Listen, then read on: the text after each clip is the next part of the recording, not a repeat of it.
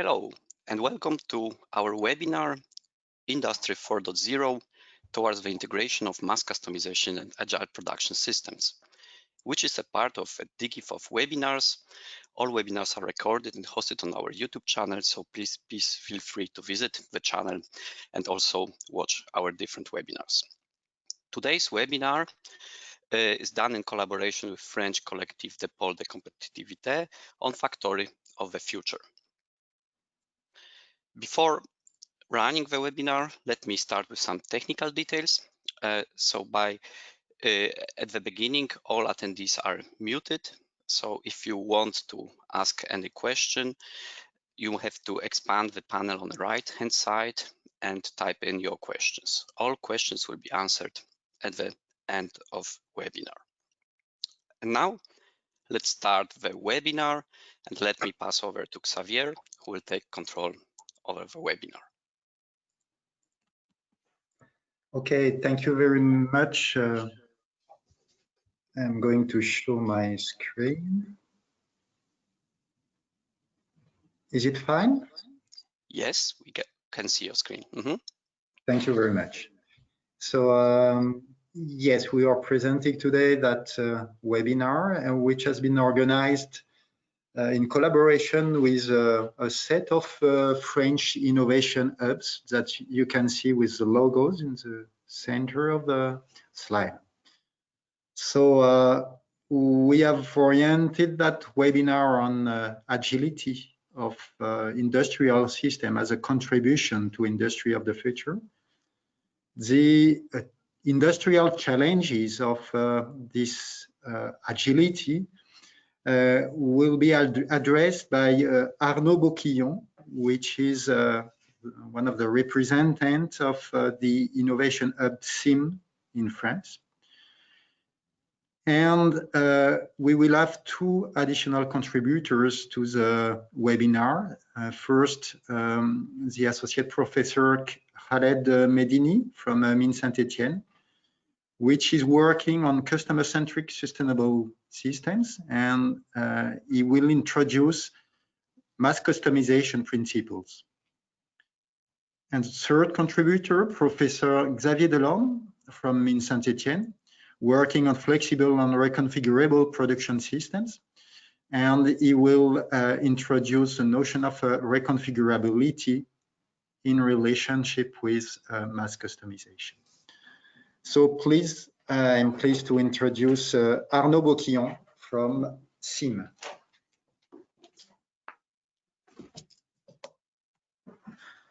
Good morning, everybody. So first of all, mass customization or mass personalization is a way to make items and devices most attractive in a context of worldwide standardization. So more and more sailors try to sell items to customer and saying the customer is a unique person. So it is nowadays prevalent in business to customer and business to business systems. Mass customization, as opposed to mass production, covers customer experience from the first contact with the brand, purchase, delivery tracking, to after-sales service, including the use of product or service. So mass customization is not only a matter of manufacturing or production, but also a matter of strategy and marketing for companies. The main idea of my presentation is to explain that mass customization is a matter of compromise and a matter of balance between volume and quantity of item you want to manufacture, and the degree, the level of customization. And it is a choice the company have to make the sooner. So next slides of my presentation will illustrate this idea of balance using several popular common examples. On one side, if you want to personalize at a high level, the easiest is to manufacture and to make the item by hand. So craftsmanship is a better way to personalize, but in this case, it is not a mass. There is only one product, one device that is manufactured. Okay. On the opposite side, mass market is a high degree of high quantity of device manufacture, but a very low level of personalization. So you have to balance and you have to choose where you want, how you want to personalize, and how many devices you have to produce. So you can see on the right hand side of the screen, so low level of personalization is called mass production, and high level of personalization is called mass personalization. And between both levels, we speak about mass customization. So for example, in the automotive industry, a few years ago, middle class model of car made by Citroën, such as the Saxo. So the customer was able to choose between only 10 colors for the body. Now this model is replaced by the C3, and you've got more than 36 combination for the body color. But anyway, it is still produced at a rate of a ratio of 1 vehicle per minute. Still in the automotive industry, for example, just to show you the difference between mass personalization and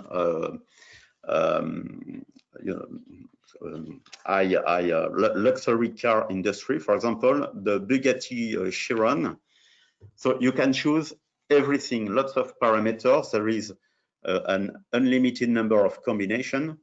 You can choose the color of the body, the color of the leather. You can choose the color of the sewing, and so on.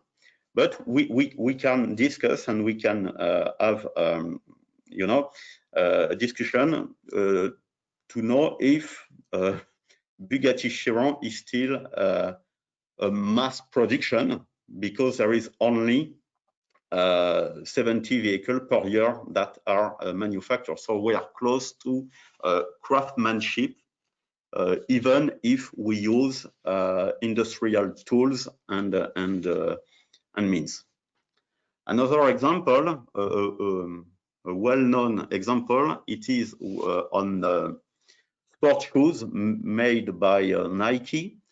You can choose lots of parameters using an online app, and so you can mainly choose the color of each part of the shoes, but you can also sometimes choose technical parameters such as the stiffness of the I don't know of the part of the shoes, and whatever you choose to personalize, the promise is to be delivered under 3 or maximum 5 weeks. Electronic sector is a little bit specific, but it's just to aware you that personalization can come from either the hardware or accessories or apps. It's the case in smartphone sector.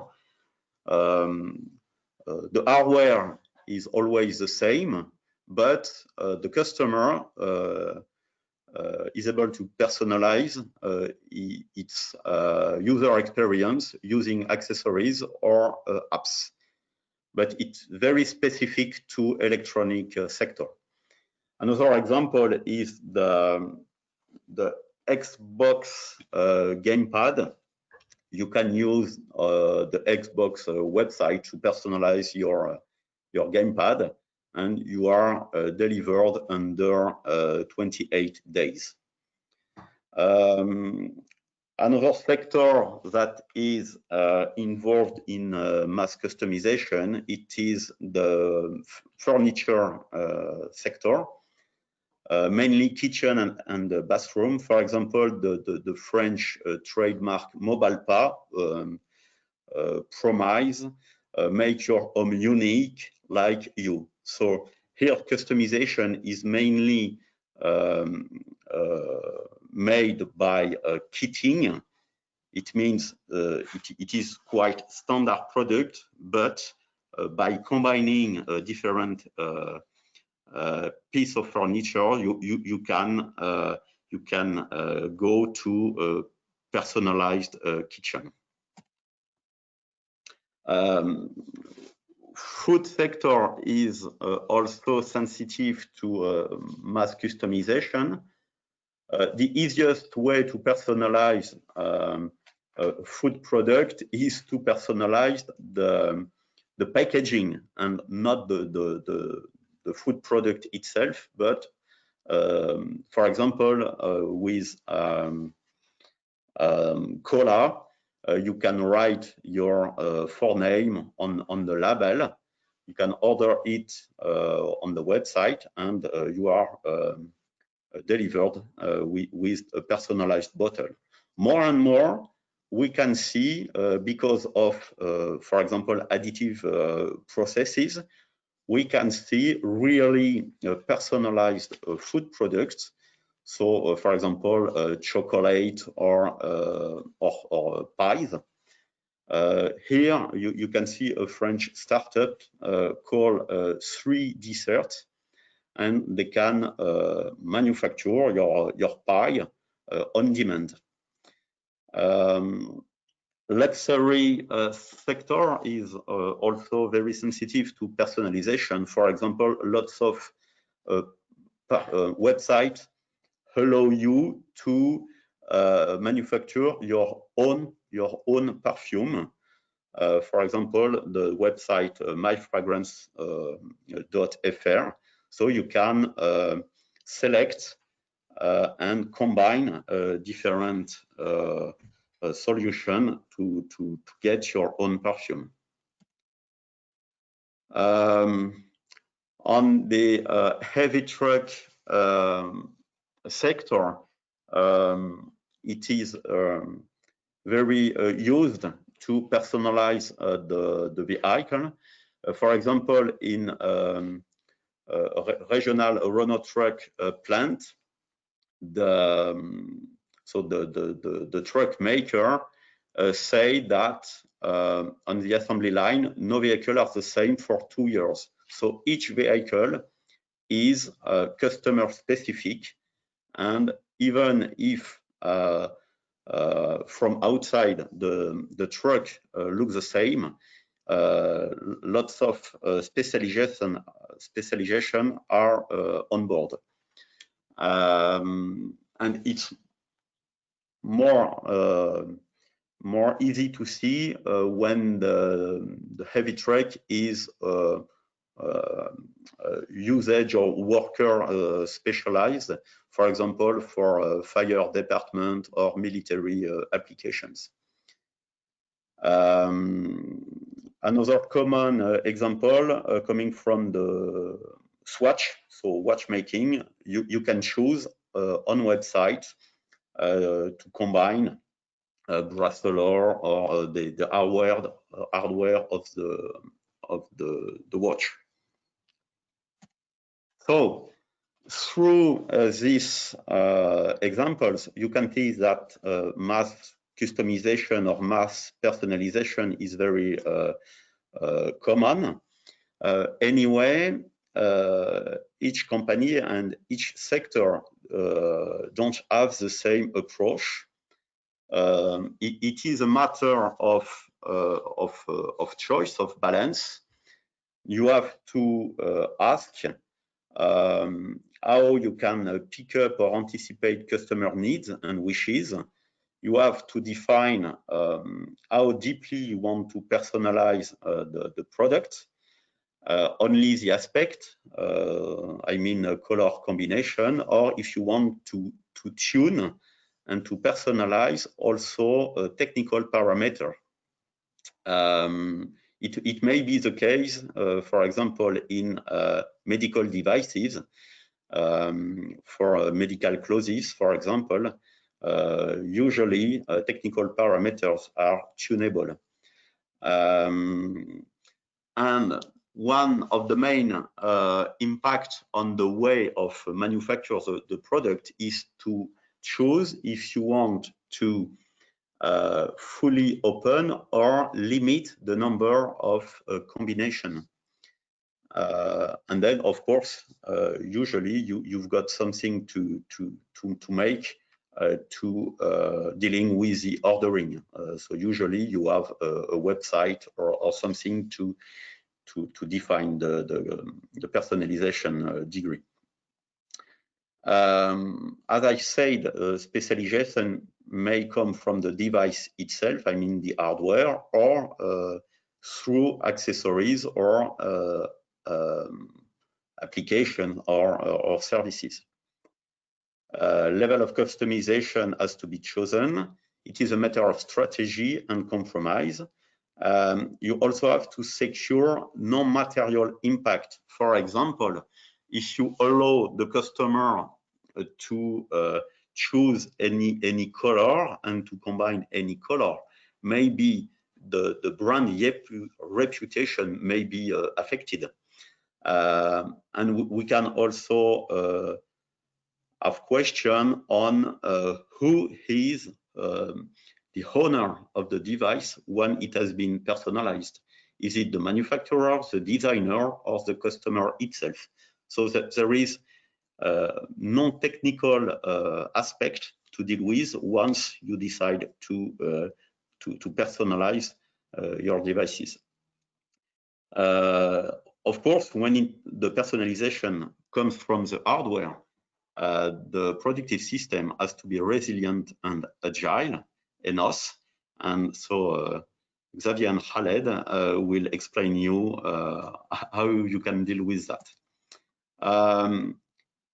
It is my last slide. So mass customization leads to customer-focused design and agile manufacturing. Dual impact in plant and out of plant have to be managed. For example, the supply chain, the agility of the supply chain has to be considered. And of course, key enabling technologies, mainly digital deep techs, can help to bring functional solutions. But please don't make mistake between the key technologies, the key technologies and the functional solution. For example, industrial IoT or machine learning can lead to agility, but you really have to tackle the functional solution and the issue, and after use the relevant technology. But don't choose technology only for the technology. You really have to think about the functional solution for the productive system. So thank you for your attention. Thank you. Thank you. So this introduction was the occasion to highlight different case study, different examples of personalization, mass customization. And then in the following of the presentation of the webinar, we will try to see first some key principles. Of course, we cannot give a full lecture, but some key principles both on mass customization and on reconfigurability, flexibility of production systems. And then we will see two French industrial case studies a bit more developed. So first, I am pleased to introduce Khaled Medeni, who is going to introduce principles of mass customization. Thank you. So let's, after this rich set of examples provided by Arnaud, get back to some history about mass customization. Actually, you know, the Ford brand exists today, but 1 century ago, you know, Ford managed to invade the US market with the Ford Model T.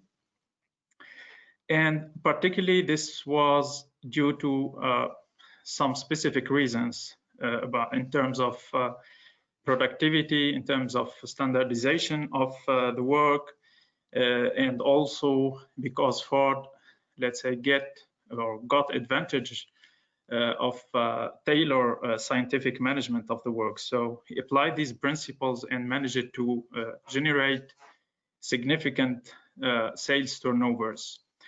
However, the problem by that time was the famous, let's say, marketing strategy of Ford that consists of providing the customer with any color he wants as long as it's black.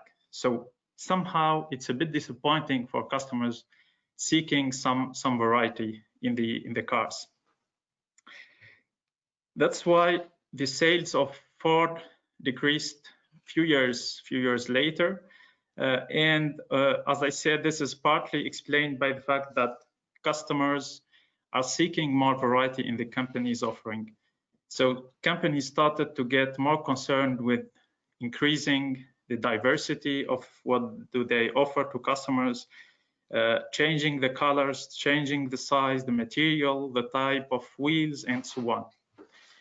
The problem is that the increasing variety goes hand in hand with increasing operations complexity, changing the tools in the machines, changing, for example, the suppliers for the raw material, having a broader set of suppliers for the same product. And if you remember the example provided by Arnaud about Citroën, for only one model, I mean, one model, we can have like 36 combinations, customized cars. For this only 36 number of possible combinations, we have around 1,000 components per car or per vehicle. So it's a high complexity in managing this set of references and in managing the tools, the processes, and the suppliers. So in order to mitigate or reduce this complexity and ensuring at the same time kind of customer-centric business, that is to include the voice of the customer in the business of the company, companies are moving towards controlling the product and service range and trying to manage the resulting effects. That is what variety management aims to do or to achieve, actually. At the same time, companies are seeking to fulfill the needs of individual customers without losing in efficiency and effectiveness. And this is exactly the principle of mass customization. I'm saying it once again, just basic, let's say a basic definition, but you saw in the examples by Arnaud some real and concrete examples in different industries. The idea is once again to find a balance between the variety and standardization in a way to meet customer-centric, let's say to ensure customer-centric business and to meet customer-specific requirements, and at the same time try to generate some economies of scales. In practice, mass customization, you already saw it in the examples, it relies on different let's say technologies and other organizational drivers, but the most important ones, let's say, are customer involvement, that is, for example, the co-design with the customer, collaboration with the customer, and this is supported by proper information system, by the online configurators and so on, and other drivers such as modularity and commonality of the components among the product families and among the processes. These are more related to the design of the product and of the production systems. There are also strategies that can be applied in order to ensure mass customization, such as combining pull and push flows and deploying kind of differentiated or delayed differentiation or postponement. We speak a little bit about this later. However, we should not forget that mass customization is actually not about fulfilling every single customer needs. It's about trade-off to ensure both customer value and at the same time achieve economies of scale for the company or for the network of companies providing the customized product or service. So complementarily with this set of definitions, mass customization relies, as we said, and as you saw in the example, relies on a set of drivers or enablers, which here are grouped into three main capabilities, business capabilities. The first one is about solution-based development, and it consists of several practices, mainly the elicitation of customer requirements and linking the requirements of the customer to potential solutions. So the idea is to try to broaden the space of possible solutions to meet customer specific requirements and to generate enough variants of the product or even of the service to meet these requirements. The other capability, which is more related to the production system and which I'm not going to detail too much because you will have another part of the presentation about the manufacturing system. So this capability is about robust process design.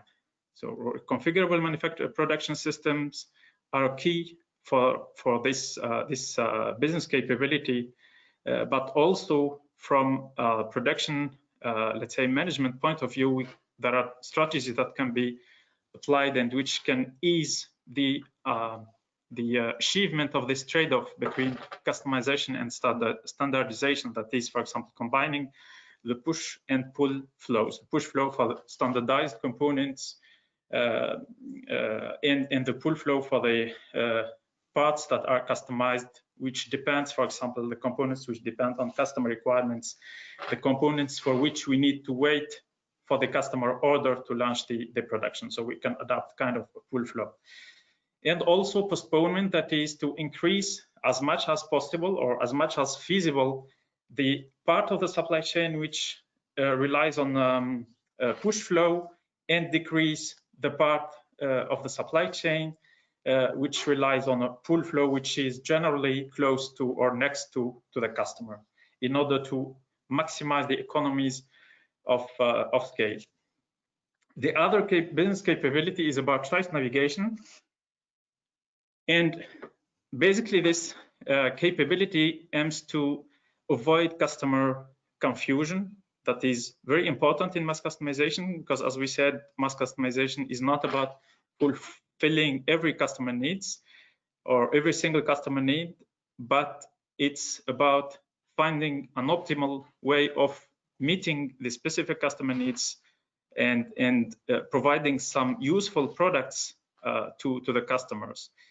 Here, for example, configurators allows to avoid what we call useless variety. That is providing variants which do not make sense for the customer. So we are putting, for example, somehow money for nothing. There is no demand behind for that set of product or of variants. Recommender system or recommendation systems, online system, can also be used for supporting customer in choice navigation, and trial and error systems, which can be used sometimes for customer to make some trial about the configuration they are looking for, and making errors, and then correcting, and then trying until they get the configuration they want. This is this can happen in different let's say setups, in particular, for example, in the furniture, when we do not know exactly what is the product that we are looking for, that we are configuring. So we can think of this way of supporting choice navigation. And of course, these three business capabilities are interrelated and are complementary for achieving the mass customization. Thank you. So thank you very much, Khaled Medini. So we have just seen that, well, these agility issues are linked to different type of capabilities.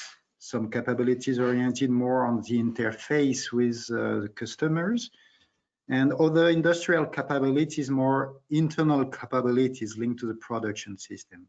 And this is a second point we are going to go a bit deeper in with Professor Xavier Delorme on flexibility and reconfigurability.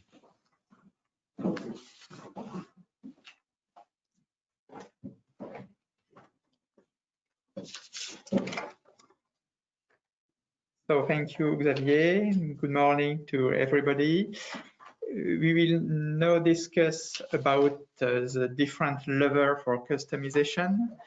But first of all, if we want to take a step back on the most important development related to Industry 4.0, we can see that it is actually not only a matter of technologies, even if many different new technologies can be involved in this transformation. But we can see that customization is at the heart of this transformation, because both the digitalization, such as big data, IoT, will make it possible to better understand what are the needs from the customers, but also because production system will be increasingly reactive and capable of meeting these needs. So we have a full set of technologies which concur to allow the production system to better answer to the various needs of the customer. Among all the building blocks of these new production systems, we can see some of them, such as robot or AGV, but also all the control system which linked all these elements together, which are basic elements of reconfigurable manufacturing systems. And as a consequence, these reconfigurable manufacturing systems will be one of the main levers in order to achieve mass customization.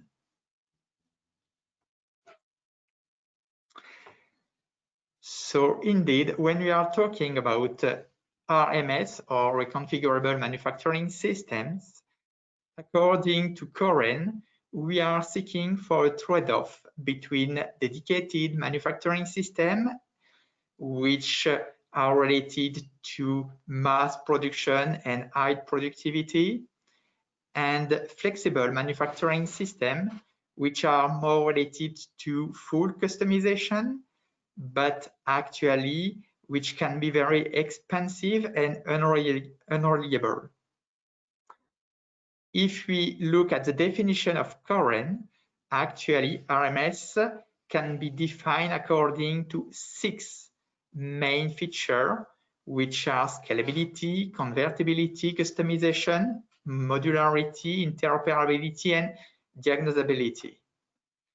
And if some of these features are related to digitalization of the process, we also have many features which are linked to some industrial engineering and organization purpose.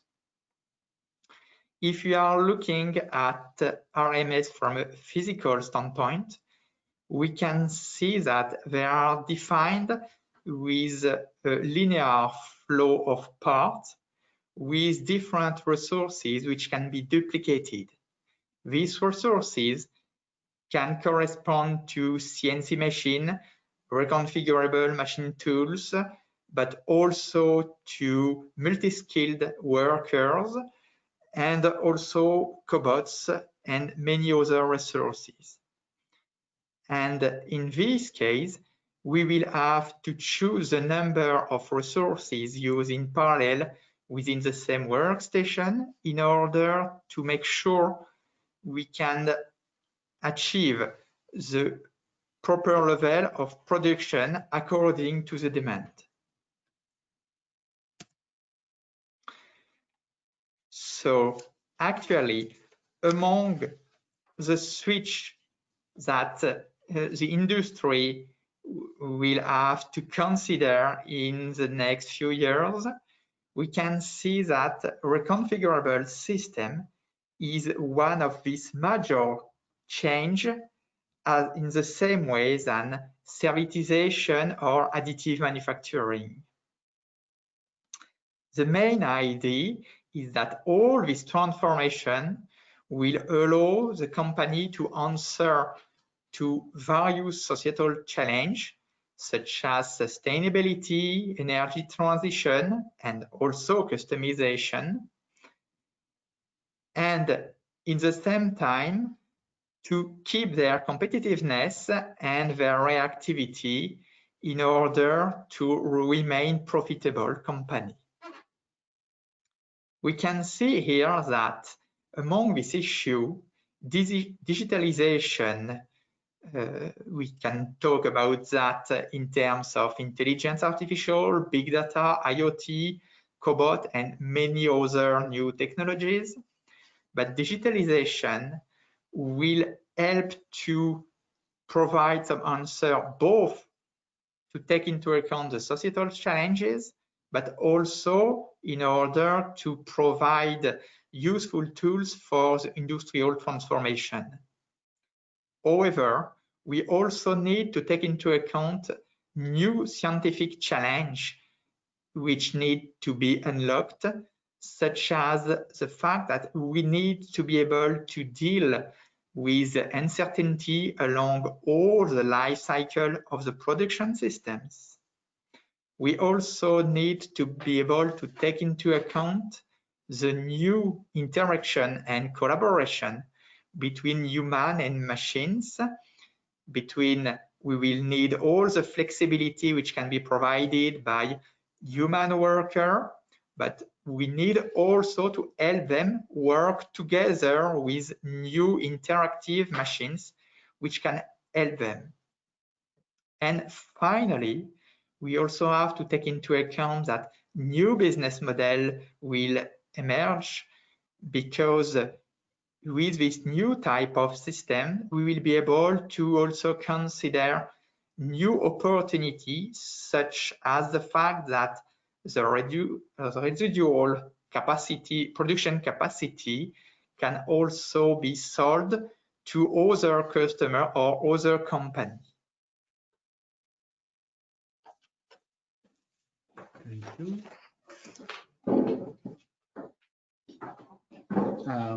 So thank you very much. We have seen also that this transformation towards agility is not working alone separately from other societal challenges and industrial challenges.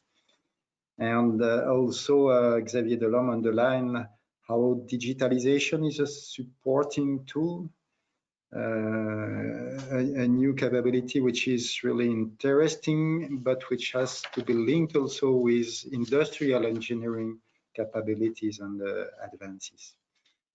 And now to illustrate these explanations, we are going to go inside the details of two case studies. And the first one, I think it is presented by Xavier Delorme also,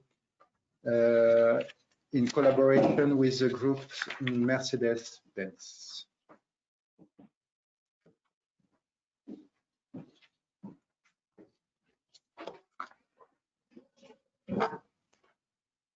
So this case study comes from a collaboration which was developed during an European project which was named APLM and involved some work on a production system, which is a production line using different mobile workers. The main idea here is a production line in order to produce some engine for automotive industry and to be able to switch from one type of engine to another one. But by doing that, we can see that depending on the type of engine, you have different complexity and different workload in order to produce this engine. And it can be very useful to move some of the worker from one workstation to another according to the evolution of this workload. So in this case, it is upon to all the worker to be reactive enough in order to cope with the sequence of engines that we want to produce and to allow a balancing, a dynamic balancing of the capability and the capacity of production in order to cope with the real-time evolution of the workload. So in order to cope with such a characteristic, such feature of the production line and of the worker, we needed to be able to develop some specific optimization modules, but also to develop various web service and API to be able to connect all this information system and decision system with the required information to provide to the customers. Thank you very much for that first example. And the second example will be presented by Khaled Medini with a bit more focused on mass customization. Please. Thank you. So this example is about the SUSTAIN project, which is a collaboration between MIN Saint-Etienne and West Virginia University. And SUSTAIN, actually, it stands for Steering Variety and Complexity in Operations Management Towards Sustainability. So the basic idea is of this project and of the research work that is being conducted within it is to integrate environmental and economic sustainability in decisions about portfolio management and variety management of products and services.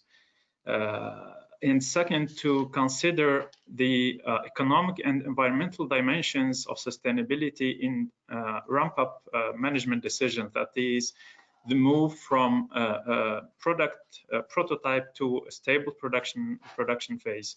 So the idea is to integrate these considerations on a win-win basis, also when trying to increase the production to reach the production sale or the production stable phase. On the right, you have a summary somehow of the concepts of the project within this figure, which represents the framework of SUSTAIN. And the basic idea is that we first capture customer requirements using configurators, as we presented right before the role of configurators in keeping the relationship with the customer, not only selling products, but also knowing, let's say, the customer more and the customer choices more.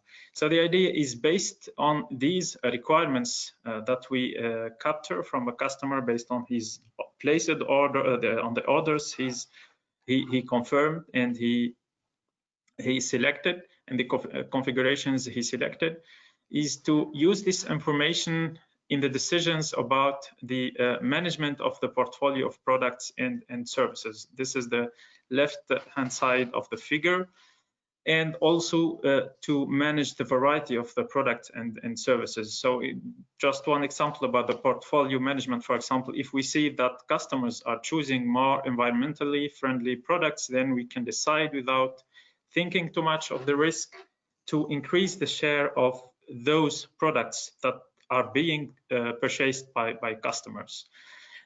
Regarding variety, for example, management, we can think the modularity of the product and also of the service in relation, or try to improve the modularity in relation to the variants that are being sold the most to the customer. So this data is very important that we gather from configurators in first managing the portfolio, and second in redesigning the architecture of the product and improving the modularity in order to offer higher variety with regard to the items that are being most sold to the customer. As an illustration, with the 3D benching model, which is used to check the quality of the 3D printers, on the left-hand side, you have the figure of this 3D benching model. I mean, the shape, how it looks like. So the basic idea here, we do not show the architecture of the system that is behind, but we just show some interfaces of the configurator. So we have built a kind of proof of concept of the framework that is above to show how things work together. Actually, the first step is to select the parameters using the interface called configurator, select the quality, the thickness of some parts of the 3D benching model, the material type, and so on. After validation, a second window shows up that is the results of the assessment. In between, we have a set of databases with some characterization factors for the environmental impact and some unit costs that are used to calculate environmental and economic indicators. The result is illustrated with the window on the right, that is your carbon impact is. So we show the carbon impact based on the choices of the customer and the cost. Here, just two indicators to show the two perspectives in order to provide, yes, some sort of proof of concept. And based on this information, the customer can decide to update the configuration, or to change the material type, or to change some other parameters in order to either reduce the CO2 impact or the cost, or the opposite. So the whole work, I mean, there is the website if you would like to go and see more, learn more about this project.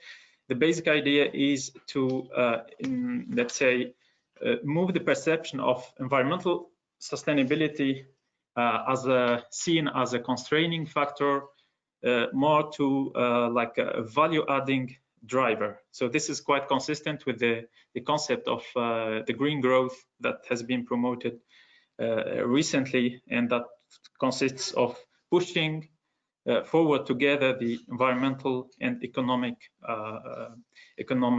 growth simultaneously. Thank you. Thank you. Thank you for that example. And then we come to the end nearly of the webinar, so you can take time in a few minutes to give us some questions. Just as a conclusion, we are just going to underline some potential vocational training available in France for industrial companies on these issues of mass customization, agility, and more generally, industrial transition to our industry of the future. So the first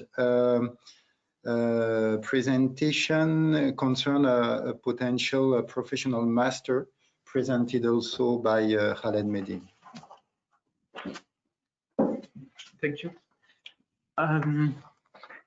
So the master industrial transition management or management de la transition industrielle aims to train engineers with some, let's say, skills spanning across managerial and operational perspectives, and train them also into tools for using tools and methods reinforcing the customer-driven and sustainable project and operations management. And one key also component of this master is to introduce Industry 4.0 methods and tools in a way to train, let's say, engineers or managers able to conduct transformation projects in collaboration with different teams, multidisciplinary teams. It's a 6 month, it's a 1 year master, the 6 months project to reinforce the specialization. And you have here in the graphic, at the bottom of the slide, the set of the modules that are included in the master, contact details in case any of the audience is interested in this master or any information about the master itself. Thank you. Thank you. And the second point on vocational training by Professor Xavier Delorme, with a specific platform oriented on collaboration with industrials concerning industry of the future. Thank you. So yes, this platform, which is named iTeam Factory, was developed together with UIMM Loire and Mines Saint-Étienne, along with various companies from their area. And the main idea of this platform is to make available a full set of technologies which are related to Industry 4.0 and to allow the development of various learning or training scenario, as well as transfer of expertise and research collaboration by putting together all this technology and allowing people to interact with each of them.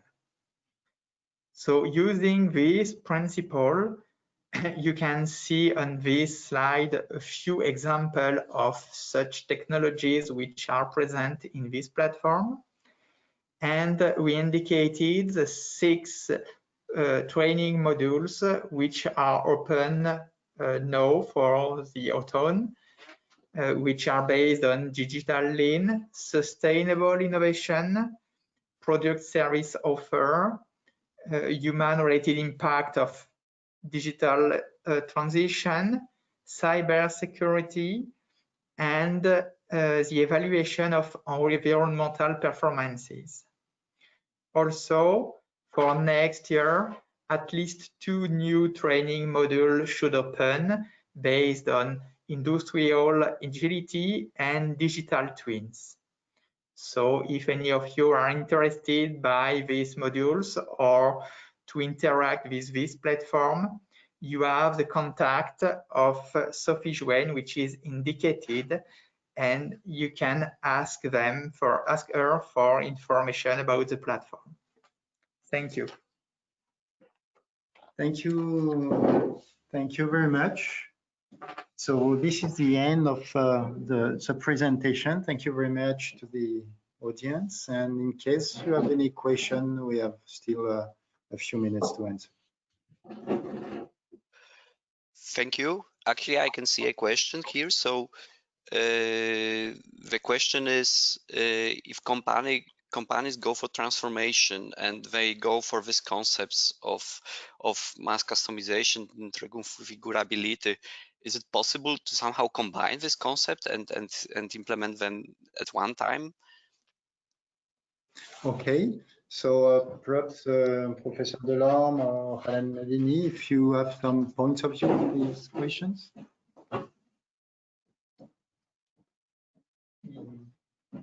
Yes, thank you for this question. So actually, these different transformations are strongly linked together, which means that it's very difficult to develop customization for a company if they don't have the flexibility from their production system. And in the same time, there is no point to really develop a reconfigurable or flexible production system for a company if they don't have the use of it by new services or new customization that they can offer to the customer. So yes, you're right. When company decide to switch toward this new possibility, this new industrial organization, they have many advantages to switch on both together. Okay, thank you. There's one more question I'm also very much interested in. You showed some examples of this mass customization, but do you have any other interesting examples how different sectors or branches actually use this?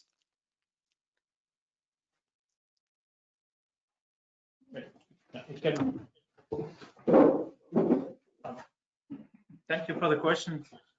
This is Khaled Medini. I take over to answer partly this question because I think in our new presentation there have been quite wide set of examples, but if you want to add examples, we can add the example of pizza, for instance, as it's also being used, this concept of mass customization, and they have a quite well thought out process for managing the orders of the customers. I don't want to mention brands. I will only mention Domino's Pizza for this customization process in the order management process. So it's actually being adopted in different sectors. The point is that, just to clarify also in relationship with the first question, mass customization is actually a path. So there is no, it's not a state, it's not static. So it's a path. We can start with the mass customization adoption, and it's done. We should consider a system approach, like to consider this production system, the product, and the different set of capabilities. But it's a path we can improve little by little until we reach a good state of the operations or of the business of the company in mass customization. Yeah. Thank you. Okay. Thank you very much. And the last question just came by. The question is, can you share your slides? But I think answer to is, on one hand, we will have this recording on YouTube. So you can take a look at the slides on the YouTube.